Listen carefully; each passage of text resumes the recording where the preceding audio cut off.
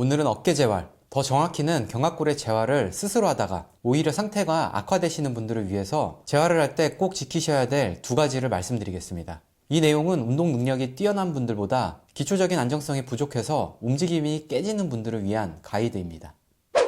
재활을 하려는데 양쪽의 느낌이 다르거나 아니면 어깨가 찝힌다면 이미 보상작용에 익숙해진 상태일 가능성이 높습니다. 이때 어떤 운동이 좋다라고 해서 무작정 동작을 따라하다 보면 망가진 패턴으로 더 강화만 시키고 있는 거죠. 만약에 그런 동작들을 따라 하시다가 뭔가 불편한 느낌이 조금이라도 있거나 아니면 상부 승모근이 왜 뻐근하지? 아니면 광배근이 왜 뻐근하지? 이런 이상한 감각이 느껴진다면 바로 멈추시기 바랍니다. 재활 성공을 위한 두 가지 절대 원칙. 첫 번째는 가장 많이 하는 실수인데 우리가 견갑골을 움직인다 라고 했을 때 견갑골의 능력이 너무 떨어지다 보니까 팔이나 어깨를 사용해도 견갑골이 따라서 움직이기 때문에 뭔가 움직이는 느낌은 나거든요. 근데 견갑골을 움직이는데 이 어깨의 도움을 너무 많이 받는다면 이건 정거근이나 중하부 승모근의 운동이 아니라 어깨 운동이 되는 겁니다. 예를 들어서 많은 분들이 월슬라이드를 하시잖아요. 이때 팔을 높이 올리는 데만 급급하기 때문에 실제로 팔 운동인지 어깨 운동인지 이거를 구분을 못하는 경우가 많습니다. 만약에 내 어깨나 견갑골이 평소에 많이 불안정하시다면 이 부분을 한번 꼭 체크해 보세요. 운동을 하실 때 견갑골의 움직임보다 내 팔의 가동 범위가 더 크지 않은지요. 우리 견갑골에 상완골이 붙어 있거든요. 그러다 보니까 이 움직임이 많이 부족해지면 자꾸 팔을 써서 얘를 강제로 끌고 가려고 해요. 그렇게 운동하시는 건 견갑골에 크게 도움이 되는 것보다는 오히려 보상작용에 강화가 될 수 있습니다. 겉보기에 비슷한 동작을 만드는 건 굉장히 쉽거든요. 정 안 되면 비틀어서 쓰면 되니까요. 근데 재활이라고 하는 건 내 기능들을 조금 더 좋게 만들려고 하는 목적이잖아요. 이런 견갑골이 제대로 움직이는지 항상 감별을 해야 됩니다. 견갑골과 팔의 움직임이 1대1 이 비율이 되는지 꼭 확인해 주세요. 만약에 견갑골의 움직임은 끝났는데 팔이 더 나간다. 그러면 재활의 관점에서는 더 진행을 안 하시는 게 맞다 라고 생각해 주시면 됩니다. 둘째로는 특정 근육의 느낌을 쥐어짜지 않는 겁니다. 흔히 정거근을 써야 된다 라고 하면 여기에 힘이 들어와야 될 것 같잖아요. 근데 이 정상적인 움직임이 안 되는 분들은 어떻게든 이 느낌을 내기 위해서 쥐어짜는 패턴들을 쓰게 됩니다. 근데 이런 어디에 힘이 들어와야 된다 라는 강박이 보상작용을 더 강화시키게 됩니다. 이미 패턴이 무너진 분들은 근육을 의식하면 의식할수록 원래 쓰던 방식들이 자꾸 동원되거든요. 그래서 특정 부위의 자극보다는 오히려 아무 느낌 안 나는데 이 움직임을 왜 하는 거지? 라고 느낌이 드신다면 오히려 더 좋을 수 있습니다.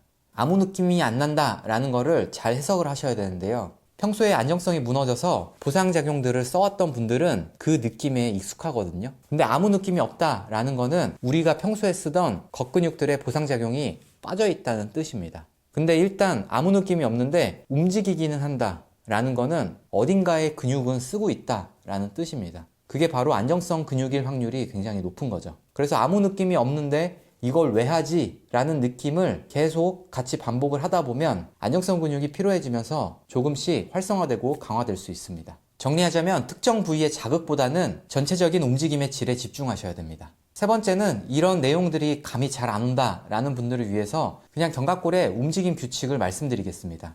일단 재활 단계에서 가장 안전한 기준은 견갑골이 이렇게 수직을 유지하는 범위 내에서만 움직이는 겁니다. 그러니까 몸통이 이렇게 옆으로 있다 라고 했을 때 견갑골이 이렇게 수직을 유지한 상태로 앞으로 가든 뒤로 가든 옆으로 가든 이런 움직임을 항상 기억을 하는 겁니다.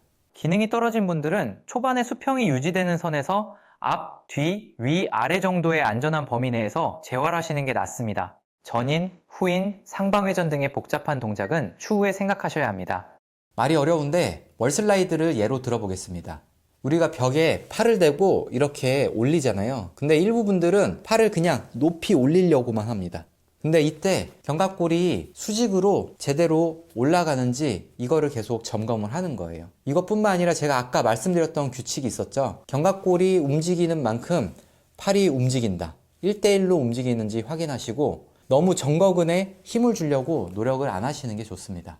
어떤 분들은 이렇게 올리다가 몸이 뒤로 젖혀지거든요. 그렇게 되면 몸이 젖혀지면서 견갑골이 이렇게 뒤로 넘어간다 라는 뜻입니다. 그렇게 되기 전에 멈춰야 되는 거죠.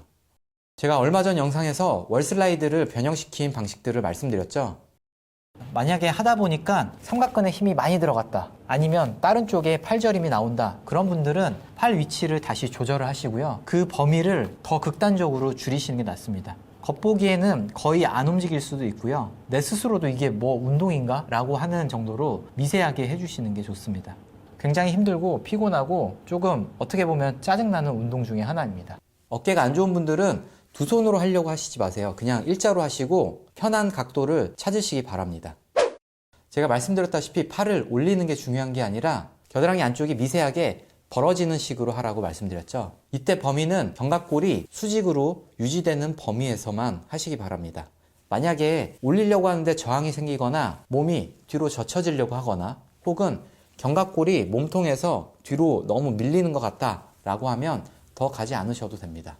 그리고 이쪽 영상에서도 견갑골의 움직임을 개선시킬 수 있는 운동을 설명드렸는데요. 이때 이런 동작을 했을 때 상부 승모근이나 삼각근이 과하게 개입된다면 팔의 위치나 각도를 조금씩 조절해 주셔도 됩니다. 이런 식으로 측두에다가 손바닥을 얹어도 되고요. 당장 어깨가 불편하지 않은 방식들을 찾으시는 게 좋습니다. 경우에 따라서 너무 힘들다 라고 하면 책상에 베개나 아니면 수건 등을 쌓아서 이런 식으로 받치고 운동을 해주셔도 돼요. 근데 이때 할 때도 견갑골의 수직 정렬이 크게 깨지지 않는 선에서 여러분들이 하시는 게 제일 좋습니다. 만약에 이런 방식으로 했을 때 견갑골이 너무 전방경사 앞쪽으로 기울거나 아니면 바깥으로 너무 빠진다 라고 했을 때는 그 범위로 안 해주시는 게 좋아요. 그리고 이런 방식으로 하다 보면 너무 크게 이렇게까지 움직일 수 있는데 그러면 견갑골이 너무 크게 전이이 된 거거든요. 그럼 그 범위는 안 가는 게 좋습니다.